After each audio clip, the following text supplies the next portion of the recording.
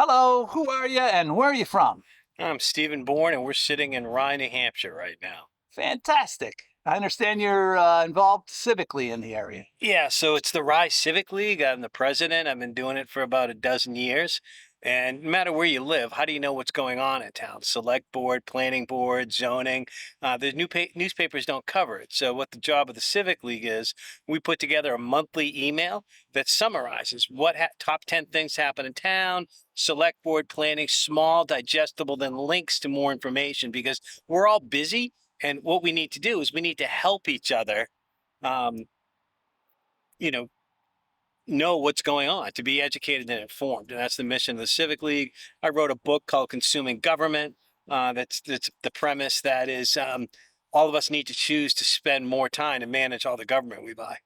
Wow, did not know that, and I'll have to learn more about that later. And so you're an author, and what else? So I'm an engineer with an MBA. I work for a company just south of here doing high tech sales right now. Wow, wow. Has climate changed at all since you were a kid? I would definitely say so. I grew up in Massachusetts, been up in New Hampshire since '92, so over 30 years. And I went to school here too. I just don't think we have real winters anymore. So, yes, when you were smaller, the snow seemed to be higher, but we had a couple bad winters when I was a kid, but it just seems like there's less and less of a winter for the kids. Our boys, one's in college, the other one's in high school, but they just didn't get to do outdoor winter stuff anymore because the ponds don't freeze that much. There's no snow on the ground.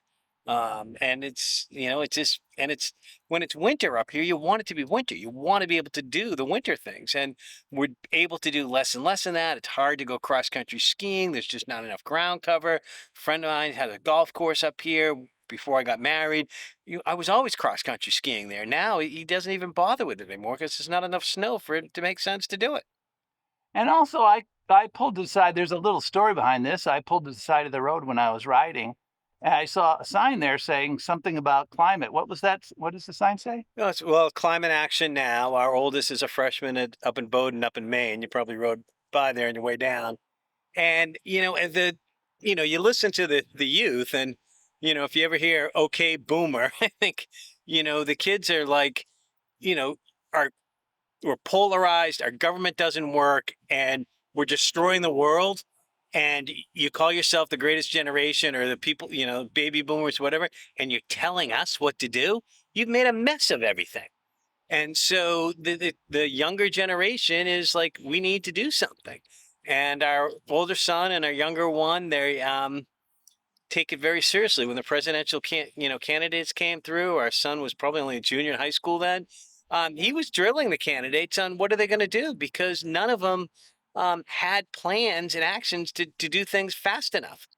And they both debate.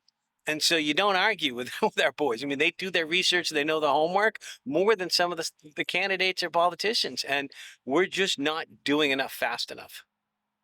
Well, that leads into the next question. How does it affect you?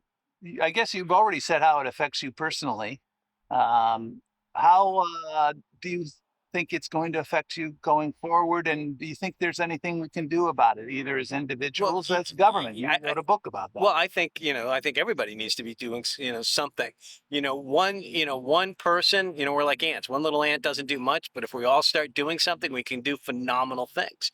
You walk around this house, you're not going to see any of the old light bulbs. You're going to see all LED, compact fluorescence. You walk into the bathroom, you turn on the light, you're only going to see one bulb come up. Why? We over illuminate everything. Um, you turn off the lights and walk around this house, you're not going to see a lot of things glowing. I've got everything on switches. We shut off the internet at night.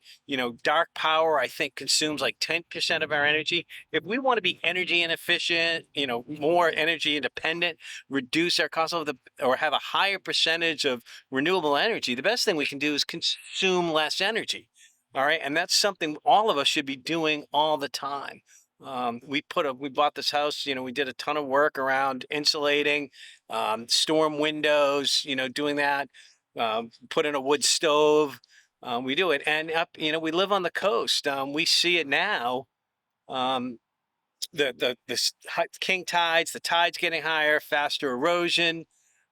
We hiked Kilimanjaro for our honeymoon.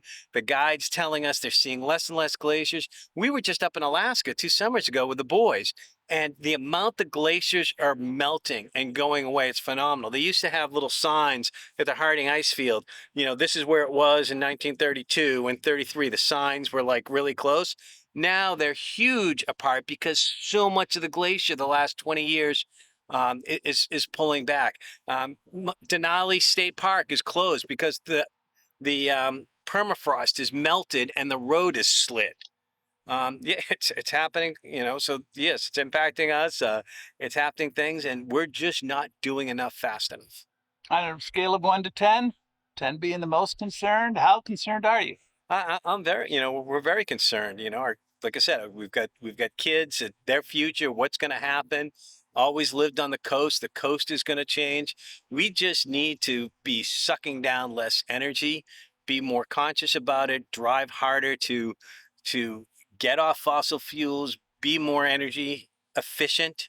And it should, we should pride ourselves on it. We should set goals as a community, as a country, and strive to achieve them. You think it will work? I think, I guess that's a big question out there. Do you think we can change, reverse? So I will tell you, if we sit there and wait for our politicians to lead us to change, it ain't going to happen.